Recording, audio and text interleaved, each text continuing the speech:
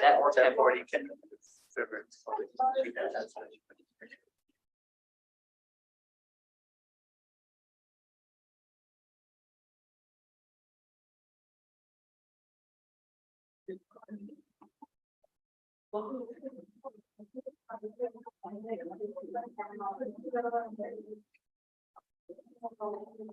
We can have your form. Yeah, I really love to. Yeah, I am. Okay. Your schedule. So today we're gonna start out with a question as we continue our discussion of leaving through the action potential.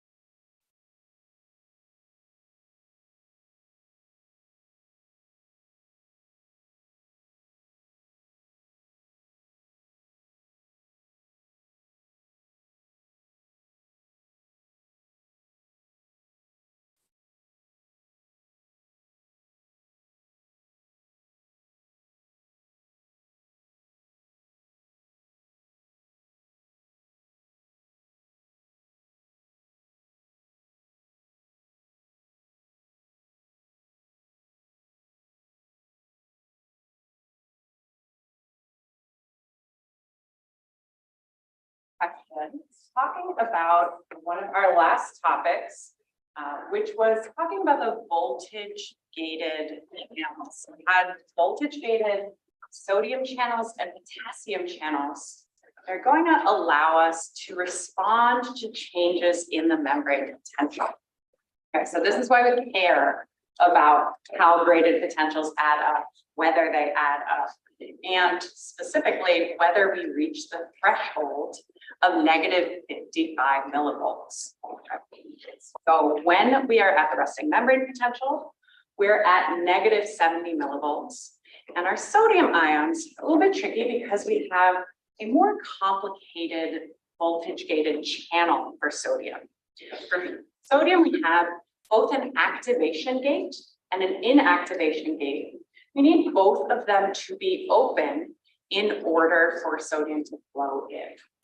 Okay, so what we actually have going on at the resting membrane potential is we have an inactivation gate that is open. That's why it's going to eventually shut off the flow of sodium coming into the cell. It's our activation gate that is open. Okay, so the activation gate opens in order to activate our active action potential, essentially. And the inactivation gate is what closes to shut this off. But when we go back to the resting state, we want that inactivation gate to be open so that after sodium flows into the cell, when the doors are open, we can shut off that signal. So we have kind of a cycle going on. Potassium voltage gated channel just has one gate. We don't have to worry about activation, inactivation. So that's why I picked sodium as our question specifically. So when we're thinking about these voltage gated channels, what we can think about is how they change the permeability of our membrane to the different ions. Okay? So we know that at rest, our cell is more permeable to potassium than to sodium, which means that the resting membrane potential is closer to the equilibrium potential for potassium than to the equilibrium for sodium. Sodium's equilibrium potential is way up high, it's at positive 60. Potassium's is at negative 94. So being closer to that potassium potential because of the higher permeability to potassium is why we're at negative 70. Once we hit the threshold, we start to see this situation change.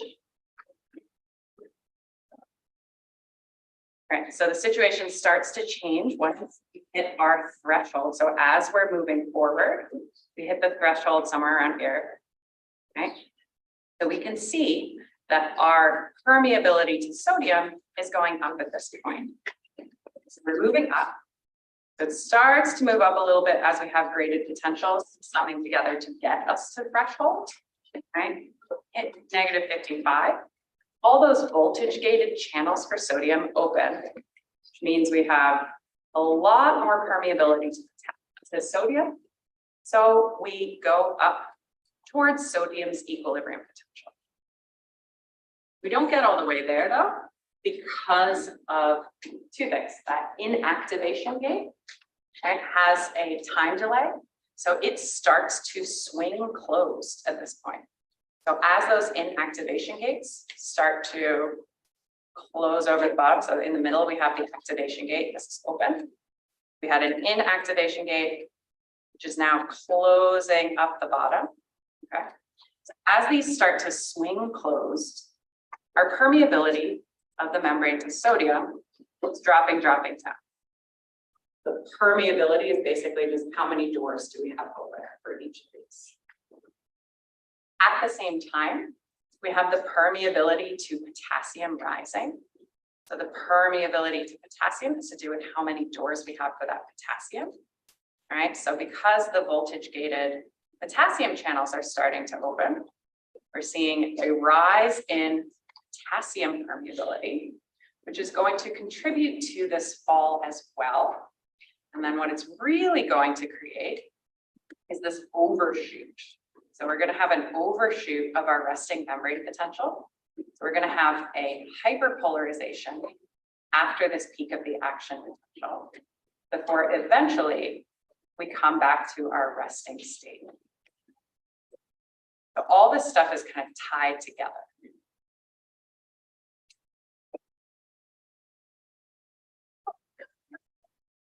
All right, we did this once last time. So our excitable membranes are excitable because they have the ability to generate an action potential. So it means they are responding to voltage and we have changes in voltage. Okay. This action potential is a rapid, large depolarization. The graded potential, the small little changes to that membrane potential, they can be different sizes. They depend on ion channels closing or opening in response to a stimulus, usually some sort of signaling molecule binding to them.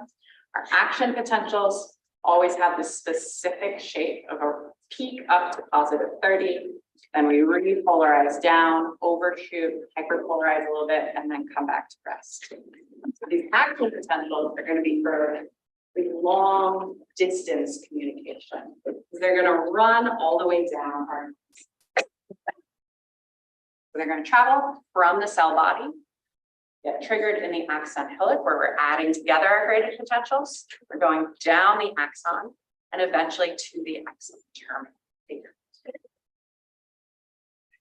So I'm just going to talk about the same thing kind of over and over again. Okay, so we're looking at different pictures, but this is all the same process basically. So if we're looking at just the action potential graphed on and not both action potential and that permeability, we would trace just this membrane potential and its voltage. So negative 70 at rest, and we hit negative 55, hit a peak of positive 30, repolarize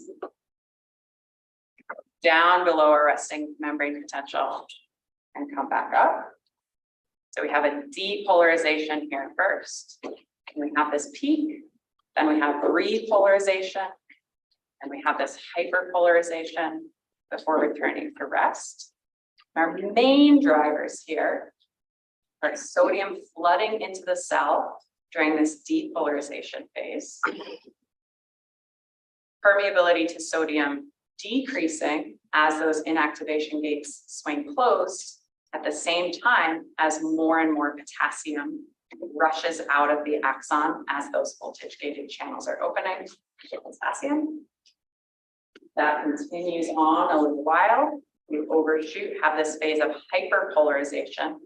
Hyperpolarization because we're even more polarized, even more negative than our resting membrane potential, before we eventually come back to rest due to our sodium potassium pump kind of equaling everything out.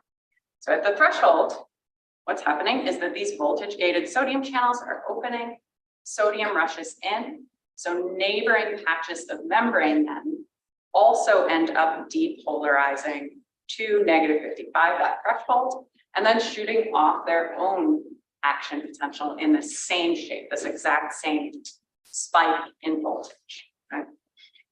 So the cell is becoming more and more permeable to sodium in a positive feedback loop. Positive feedback being when you have a change in one direction, you have more of a change in that same direction, positive feedback. So the fact that we start to depolarize is part of what's causing us to go up and up and up and depolarize more and more and more. That's our depolarization phase, is this going up part. So at +30, at that peak, the sodium channels close and the potassium channels open. So then our repolarization phase is this part in green. Repolarizing means we're coming back down, going to -70 and then even overshooting afterwards. Okay. So this is a negative feedback loop because we have seen an overall change in one direction, right? So our big spike, it's our big change. It was increased by positive feedback. Now we're telling our cell to go back to rest. So change in the opposite direction is the negative feedback indicated.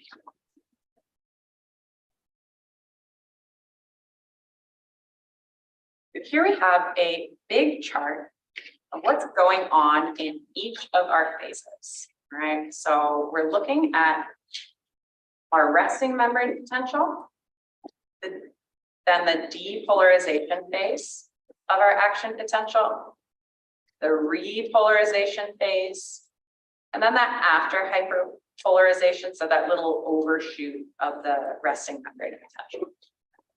So at each of these phases, we want to be able to tell what's going on with our membrane potential overall. So what's going on with that charge inside the cell? So this is how we really define those different phases. Rest being at -70, depolarization as we're going up, our peak is +30. Repolarization, we're coming back down, -70. This little overshoot is a hyperpolarization. So overshooting -70 to about -85 before we eventually come back to the resting membrane. So here we can link together what's happening with our sodium, what's happening with our potassium, and how does this relate to the state of our different channels, which is related to the permeability of that membrane. So this is just a slide for your textbook. I'll pick two different colors going through each of those. So for the sodium, you can see at rest, we just have a little bit of a leak inward through leak channels. We've thought about them primarily in the soma, but they're throughout the neuron, keeping us at -70. And during this resting phase, overall, our voltage gated sodium channel is closed. The reason for that is that the activation is specifically closed.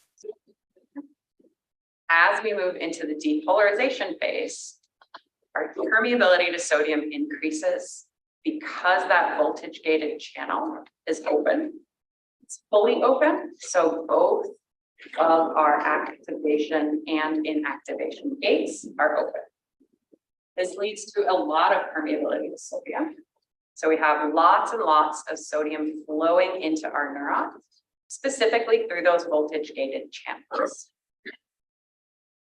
During the repolarization phase, our voltage gated sodium channel is now closed again. The reason for that is different than the reason it was closed at rest. Now it's closed specifically because that time delayed inactivation gate was closed. So we're back to really low flow of sodium, right? We have a little bit still coming through the leak channels. So we're not all the way up at sodium's equilibrium potential, but we really don't have much flow at all. Sodium channels stay closed for a while, right? But they switch as we're approaching that resting membrane potential again. So during this after hyperpolarization phase, as we're coming back to rest, they go back to that original state where we have the activation gate closed and the inactivation gate open. We can trace the same thing when we look at our potassium. We're interested in how potassium is regulating this action potential. Potassium likes to move out of the cell. So we know that that's going to be related to changes in the membrane potential. At rest, we just have a little bit of an outward leak through leak channels. During the depolarization phase, potassium still isn't doing much, hasn't really figured out that something's happening. So that membrane potential is racing up and up and up, but potassium's still just doing its thing. The voltage gated potassium channels during both these first two phases are closed. During the repolarization phase, potassium is pulling that membrane potential back down. This is happening because that voltage gated potassium channel is opening. Because it's open, potassium can move. It wants to reach negative 94 millivolts, its equilibrium potential. So it's going to have high, fast outward flow through those voltage gated channels. So it's moving out. As we move those positive charges out, the cell gets more and more negative. Eventually, these potassium channels are going to close. They're not totally closed yet, which is why we're overshooting that membrane potential a bit, because at this point, we still have slightly more permeability to potassium, even than we did at rest. Eventually, we would move back to our resting state as well.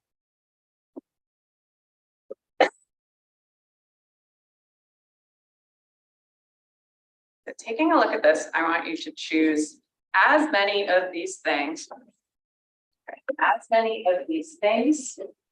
as apply to the repolarization phase of the action potential. So many of them are true. I think, in fact, all of these things are true. But what we want to select specifically is what is having an effect on that repolarization? Why are we repolarizing specifically?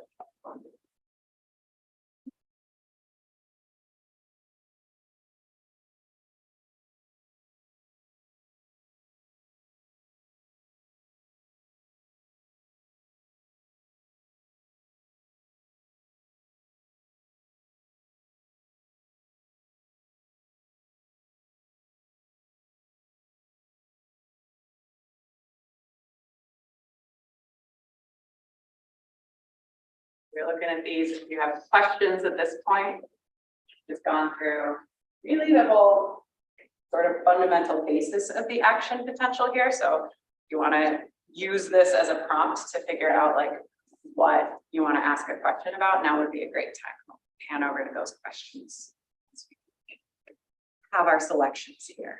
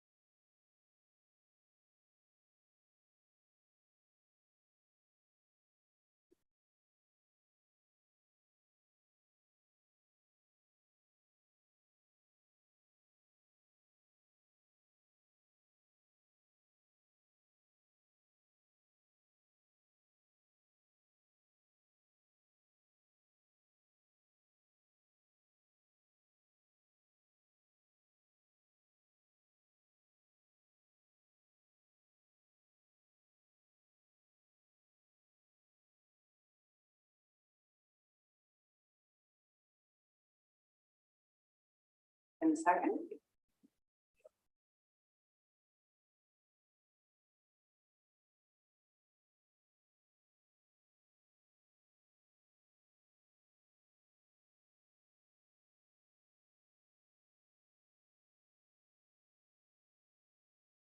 Okay, this is looking good.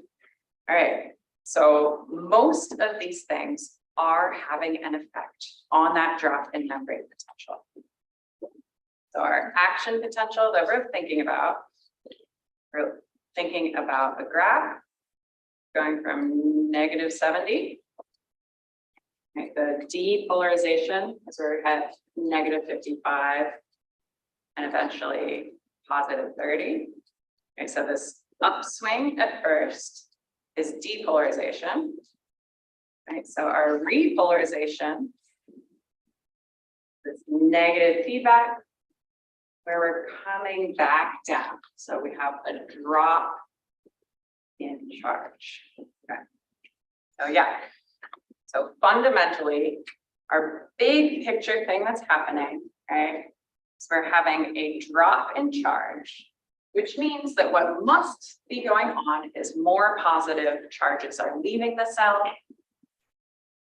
than are coming in, right? During our depolarization, so in red here, lots and lots of sodium was coming in, so we had lots of positive sodium coming in.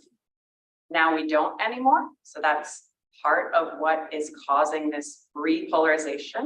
So yes, our inactivation gate of that sodium channel closed, right? But if we just close that inactivation gate, we might hit kind of a plateau here, right? So that would stop us from going farther up. It wouldn't pull us all the way back down. Okay? So that's why we need to understand what's going on with the potassium. So the potassium channel is open, voltage gated potassium channel open, which means the potassium is able to flow out. So these two things are working in combination. There are more ways we can think about this though. So we can think about that potassium channel opening as a rise in membrane permeability. That's really just another way of kind of stating the same sort of situation, the same thing going on. If we have greater permeability, more of that potassium can flow out. Sodium is not flowing into the cell as quickly anymore because of that inactivation gate of the voltage gated channel being closed. Potassium flow has sped up. So that's related to this one and this one. So potassium flowing out of the cell more and more, it's dropping us down. Membrane permeability to sodium is pretty low because we have those closed voltage gated channels. Okay. And it happens to be true that the activation gate of the voltage gated channel is open. Okay, but that's not really having an effect here because the inactivation gate is closed. Okay. Okay. Overall, this leads, if we're making our trade-offs between sodium and potassium, leads, oh, I see. All right, click that one. All right. The inflow, sorry, it shouldn't be green. The inflow was during the depolarization. We have a net outflow right now during our repolarization.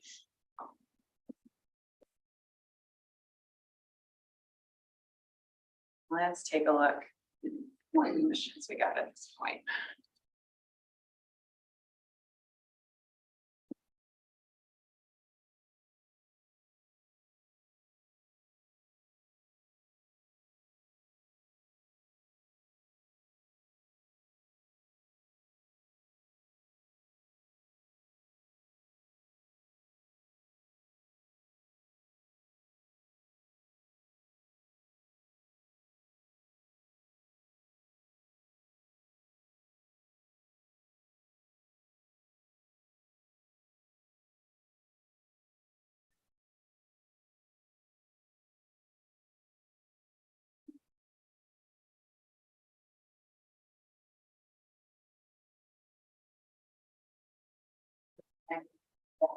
As we report, sending us in.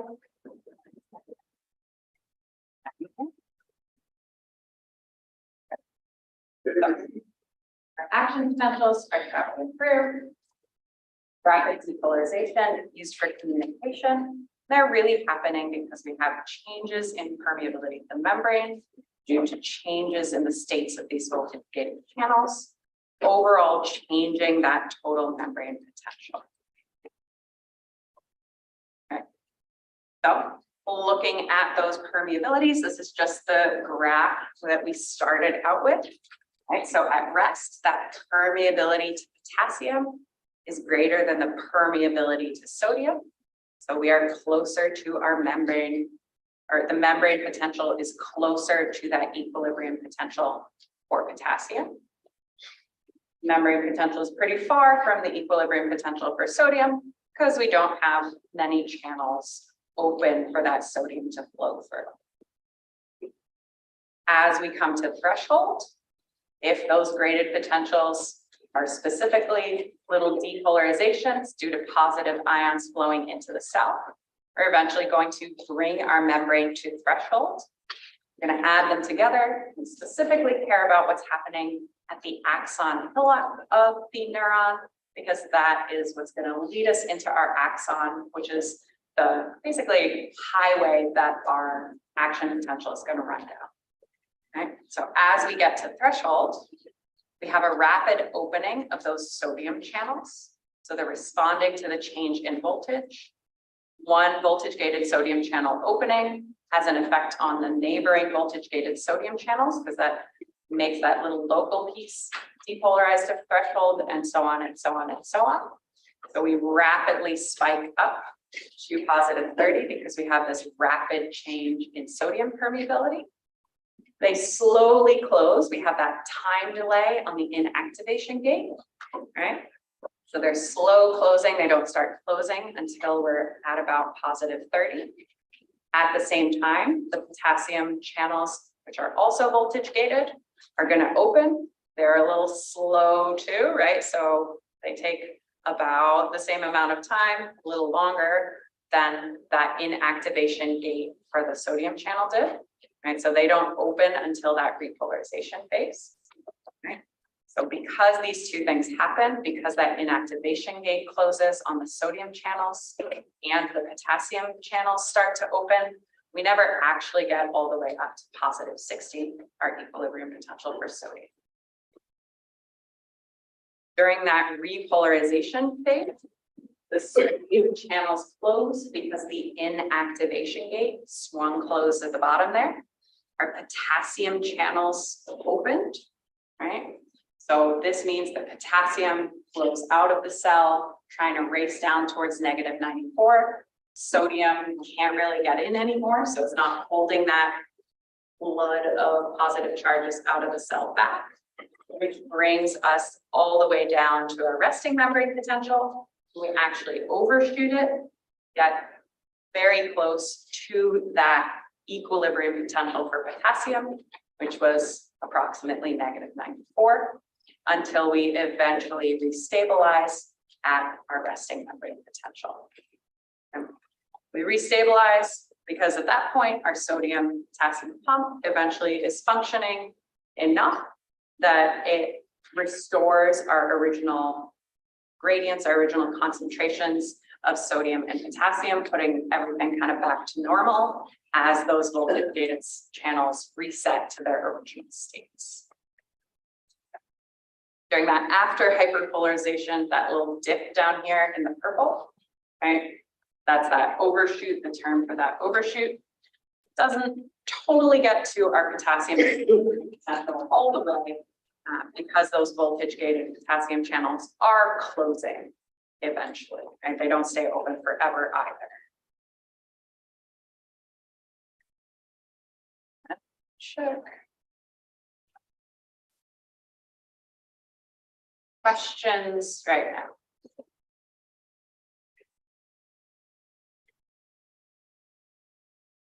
Graphing practice with this moving forward.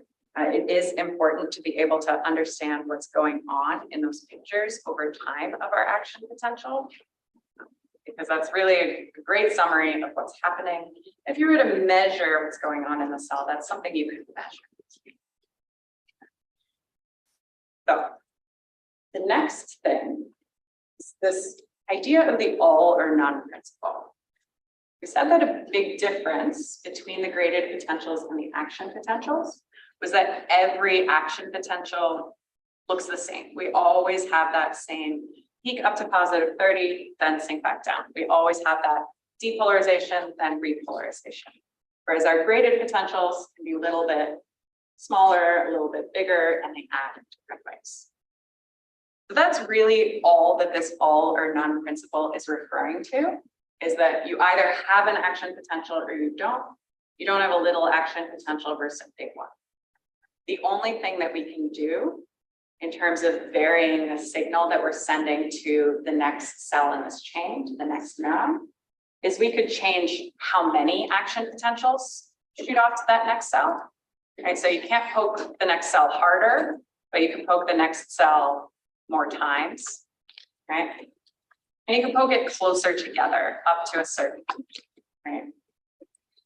So we can change the timing, but we can't change the amplitude, so we can't change what that peak is, right? So that's why it's all or none. We either have one or we don't.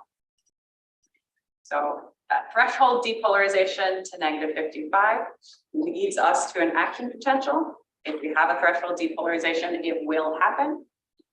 If we don't get up to that threshold, if we get to say -60, but not -55, we just won't have an action potential. We're never going to have like half an action potential. This even holds if we have a stimulus creating a graded potential that's higher than -55. So let's say we have a signal coming into the cell and it gets us all in one go up to -40. We're not going to have a bigger action potential. It's still just going to spike up to positive 30. It's just going to look exactly the same every time, essentially. So all of them, regardless of how strong that stimulus is, if we get to threshold, we have an action potential. If we don't get to threshold, we don't. So once that threshold is reached, action potential happens. Size of the stimulus doesn't affect the size of the action potential, really has no effect overall. So that size of the stimulus really doesn't matter from the perspective of our action potential. So the action potential is just like a light switch. It's on or off. The graded potentials are kind of like a dimmer switch. So here we can see the relationship between our membrane potential, so what's going on in our neuron, versus what's going on with our stimuli. So here at the bottom, we can see examples of sub-threshold stimuli. Sub-threshold means they wouldn't get up to -55. We don't reach that threshold. And so we can see each of these. And so this small one gets us to here. We're not to threshold, no action potential. Next one's a little bigger. Doesn't get us to threshold, no action potential. This threshold stimulus is big enough, gets us to -55. So great, we depolarize to positive 30, repolarize back down. After hyperpolarize, eventually we would get back up to the resting membrane potential too. A super threshold stimulus would be one that takes us up, like potentially it would go even higher. But at the moment that it hits -55, we just shoot off an identical action potential to that threshold stimulus one. So that's what I mean by they're always the same. They're always just going to look like that.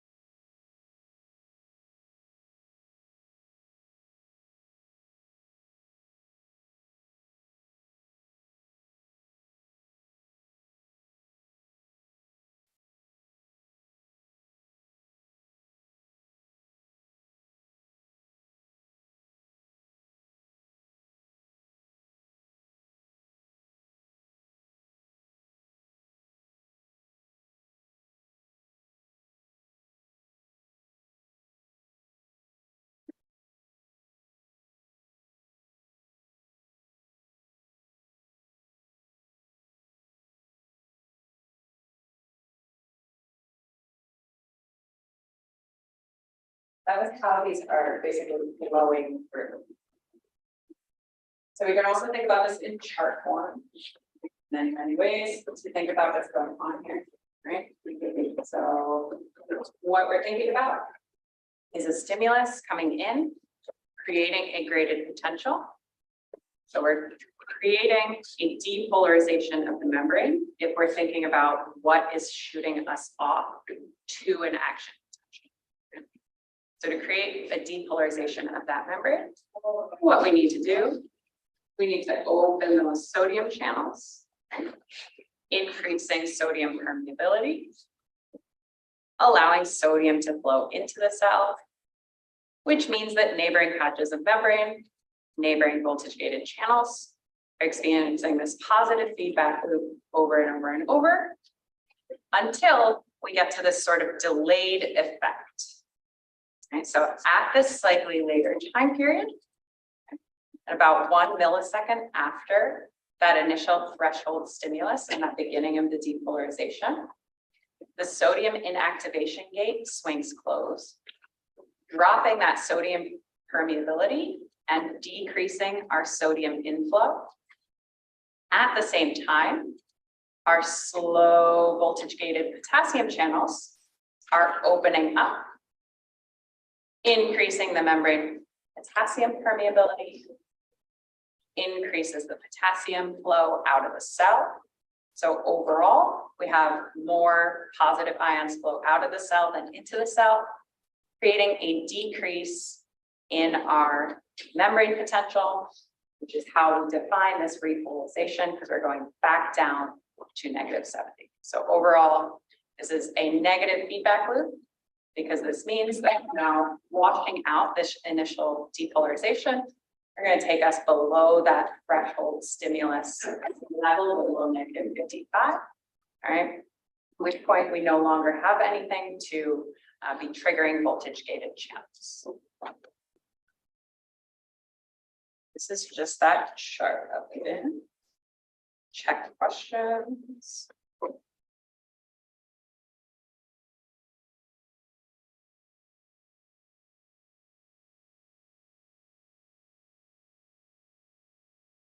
Right now, any questions not allowed?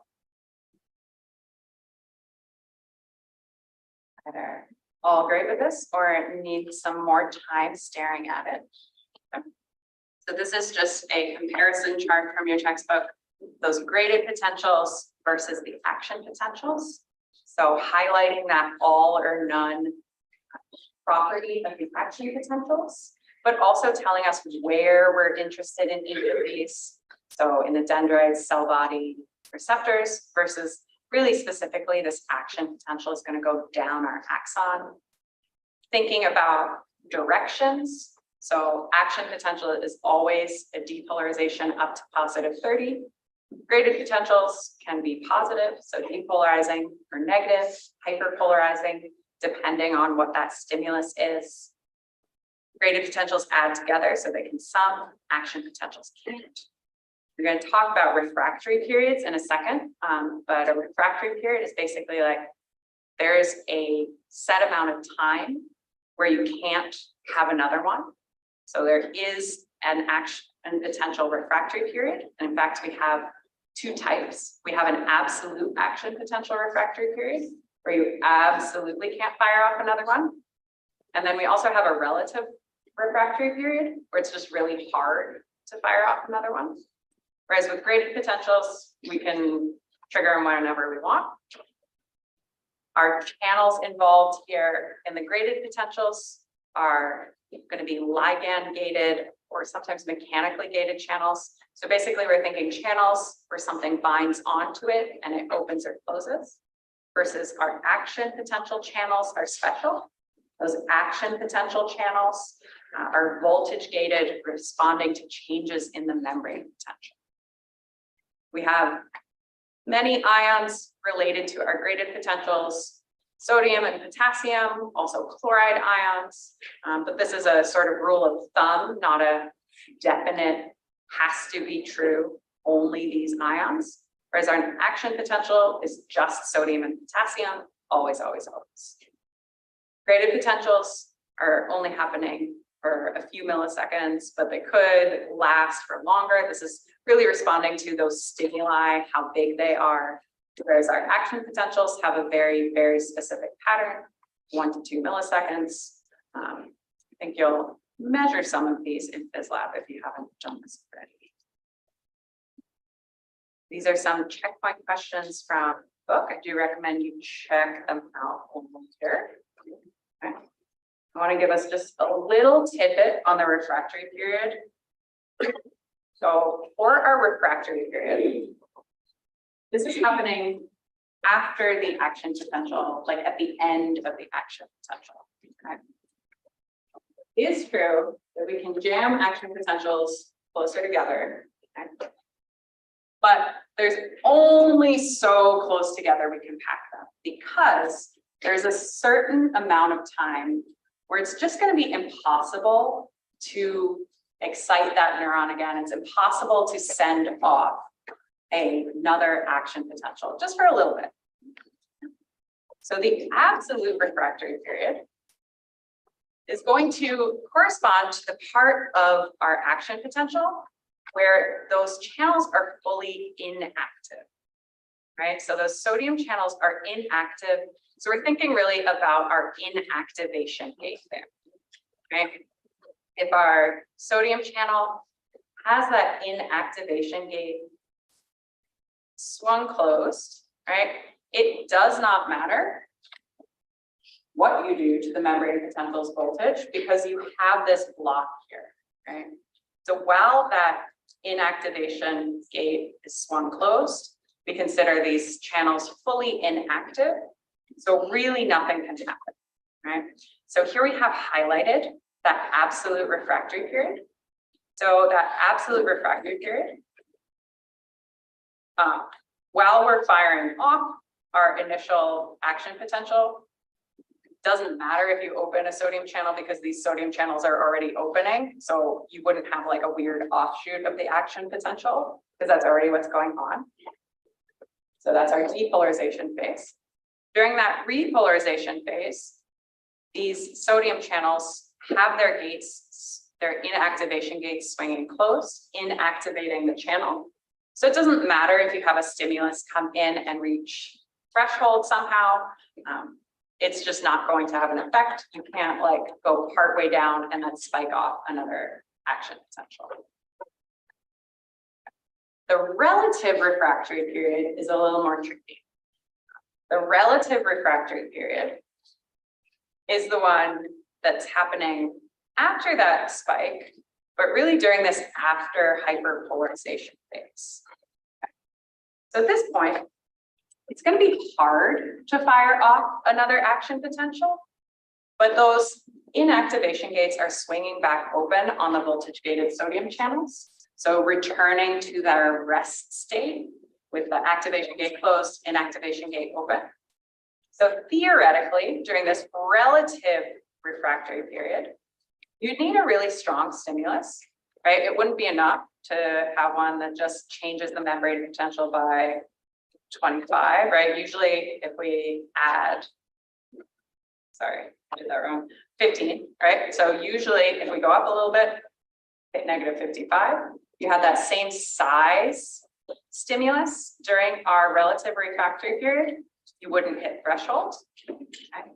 But at this point, if you have a really big stimulus, you might hit threshold, at which point you could potentially fire off another action. Okay. So it's up there. Hold on one second.